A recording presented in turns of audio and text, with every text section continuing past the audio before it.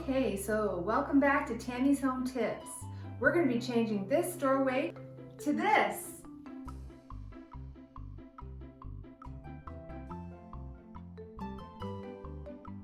Okay, so welcome back to Tammy's Home Tips. We are going to be talking about putting molding around this door. Obviously, we have retrofitted this door in here.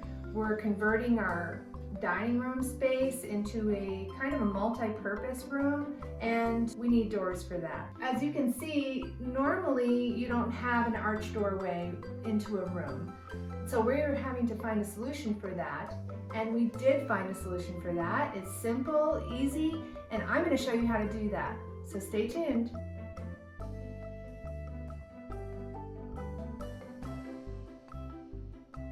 Okay, so she's really insisting on being a part of this process, but wait until I get the compressor and the nail gun going. She's gonna run for the hills. Anyways, first things first, we want to start off with the base piece. And it'll go down here in the corner, and then from there we'll build the rest of our molding around there. Okay, let's move out of the way, little one. So this will just go right there. Okay.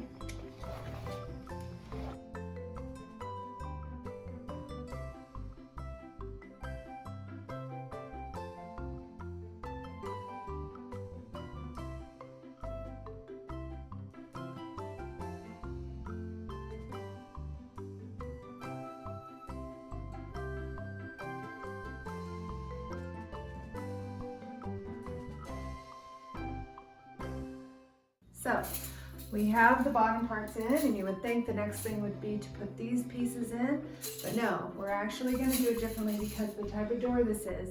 We're going to put in our trim piece here first, and then we'll build around that.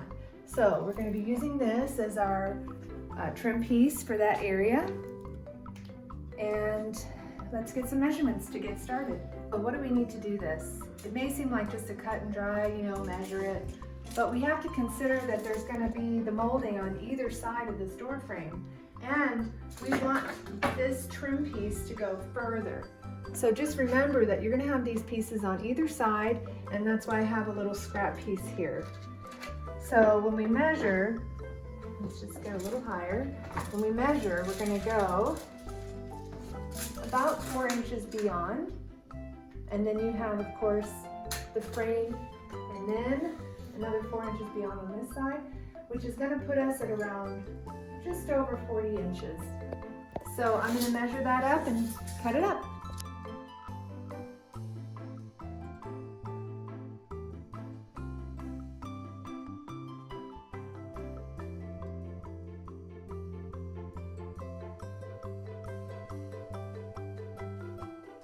Right. So now we have two pieces.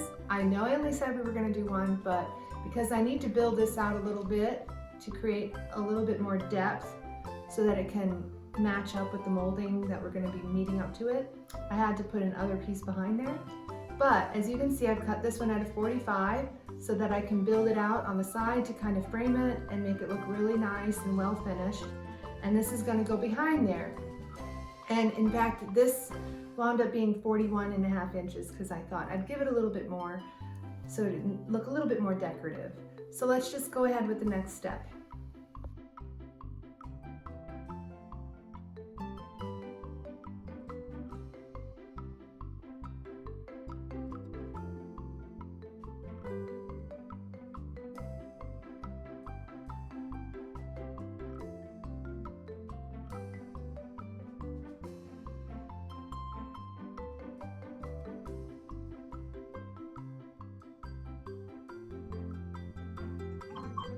Okay, here I'm using a nail set just to make sure none of the nail heads are sticking out.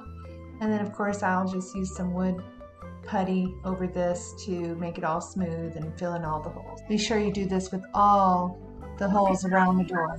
Okay, now that we have this trim piece up, we can go ahead and put the rest of the trim on the side up. And what I'm going to do is I'm just going to line it up with the bottom here, run along the edge, and make a mark here where I can see that it meets up. We're just going to do that.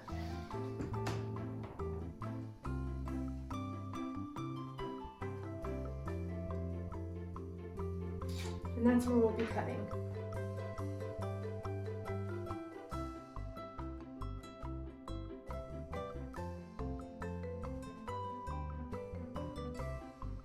More of the same. I cut the same exact thing on the other side, and I'm ready to just nail it up.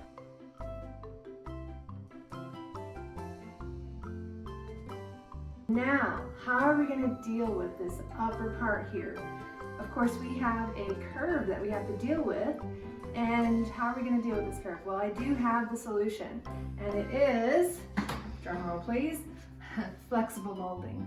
Yes, it's very flexible, and you know, if you're not doing a really heavy curve, it will go around those curves very easily. So it's a great solution for us, and I'm going to show you how to put it up. How are we going to measure this? Well, it can't just be the measurement of the opening, right? That is about 35 inches. That's definitely not going to work. In theory, it's supposed to be about 9 inches total out, in addition to whatever the measurement is. So here it is about 35 inches. We're going to add 9 inches to that. So we're going to put it about 44 inches, and we're going to cut it there, or even a little extra, and we'll put it up at that point. We're going to measure out 45 inches and get this cut up.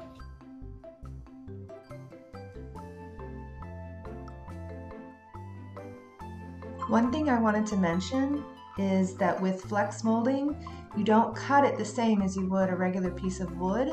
You really need to take your time and slice through it slowly, just the top portions at first, and then kind of go deeper with each pass. It'll make it very easy to cut, but if you go to cut the thickness the first time, it will fight back at you and the blade will catch on it as well. So if you do it this way, it'll make it super easy. Okay, so I'm going to measure the halfway point here.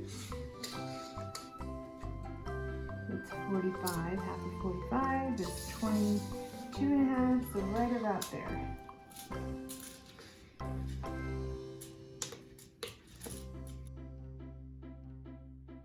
Basically, I'm just getting a measurement, halfway measurement for the molding, and I'll also get a halfway measurement for the wall, just so I can line up the two. It's just approximate, but it just helps me to make sure that I don't have too much material on one side and not enough on the other.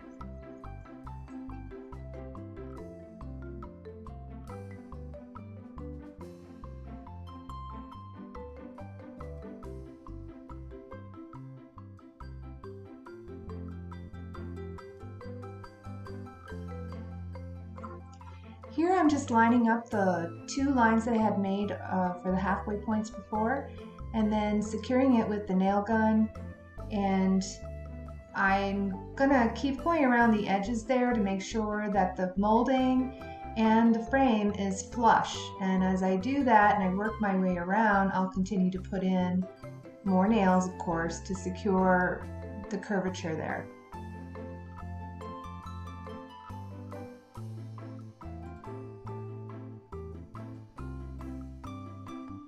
Okay, so I want to share with you the simple solution to making this joint for this molding look flawless.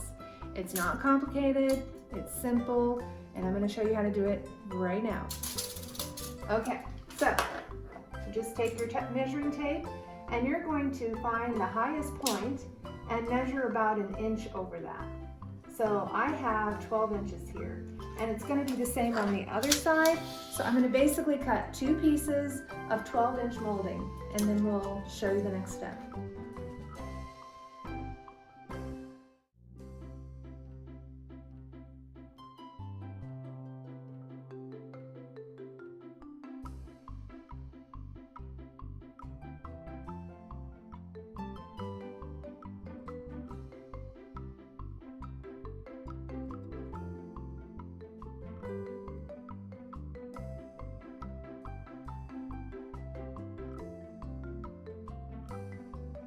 What you're going to do is take your 12-inch piece of molding and put it right where you're going to put it, obviously. And then Make sure it's all lined up, and then you're going to come back here and make your little mark where it needs to go. And bring that, we can use a speed square to make sure that's the right measurement, but we're going to make a mark wherever it meets up on both sides, wherever it touches the molding on the back side, as long as everything is where it should be. And then we're going to come back and draw a line from here to here, and that's where we're going to cut. Okay, so I've brought the line out so I can see it just with the straight edge, and I did the same thing on this side here, and now I'm just going to basically draw a line between those 2 points.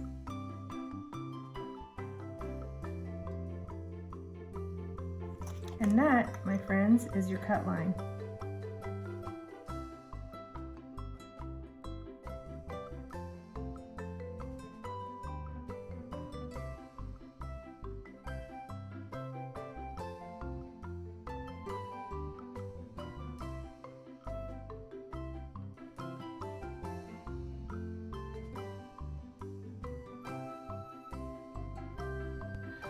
Okay, so every angle will be different depending on the arch that you have. If it's a greater arch or a more stark arch, then you're gonna have a greater angle or a lesser angle. It just depends. That's why you have to do it this way. So in my case, my angle's not so great, and this was actually just about 39 to 40 degrees of a cut. Now we're gonna take this and try to match it up, or we will match it up here. And this is how we're gonna do it. We're just gonna take it up here, and we're gonna draw a line. Make sure it matches up exactly where you want it, and then draw a little line across.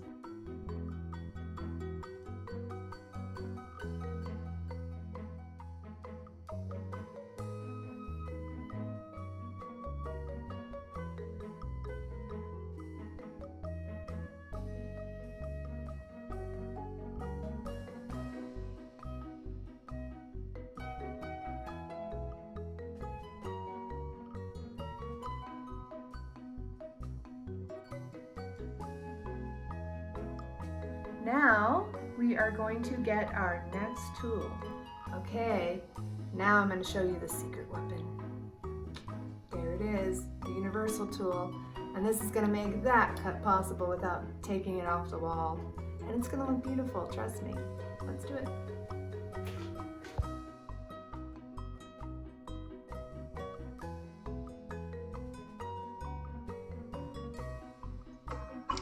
So just make sure to take your time as you're cutting into it, just like you would on the regular saw. It just ensures you that you're going to get a good clean cut and that you're following the line that you've made.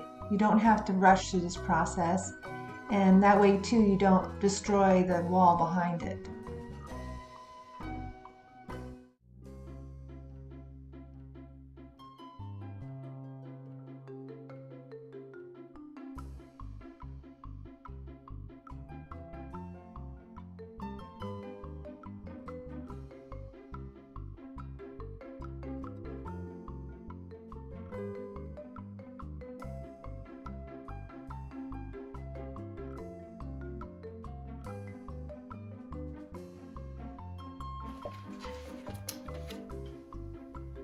Wow. Now that is not bad, folks. And when we get it all fixed in here, you won't even be able to tell that there's any gap at all. That's just how trim carpentry goes. So, as you can see, we were able to trim out this door. We could do the arched doorway. We managed to fix that and make it look nice. And we put some nice trim finishes on it. And we finally got the doorknob in, and I have a separate video for that. If anybody has questions about how to put in the doorknob, it's very, very simple. So look out for that video. And we will be also closing in our other huge opening over here, which you'll see in another video. And we're going to be putting in French doors. And I will be showing you the step at the top where you put in the curvature on the inside. How do you do that? Well, I will show you how to do that in that video. So be on the lookout for that. And I look forward to sharing more with you with Tammy's Home Tips. So be sure to subscribe to my channel, like my video, and Stay tuned for more videos with Tammy's Home Tips.